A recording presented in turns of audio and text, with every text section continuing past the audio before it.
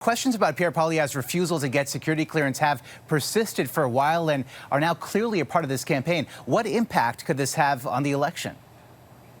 Well, I think the time when those questions first arose a number of months ago was a very different time in the greater political context. Pierre Poilievre had a lot of political capital to expend because he was 20 to 25 points ahead of the Liberals. The situation is very different now.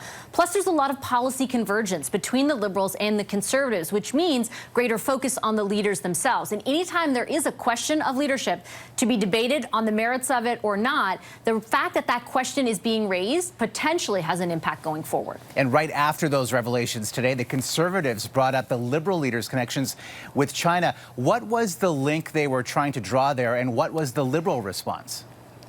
So here's what the Conservatives say, Omar. They say after being appointed to head Justin Trudeau's task force on economic growth, Mark Carney went to China, met with the deputy head of the People's Bank of China, and then 2 weeks later, Brookfield Asset Management, so he chairs the board of that company at the time, received a $250 million preferential loan from a Chinese state bank. So that's what the Conservatives say. We asked the Liberals for a response.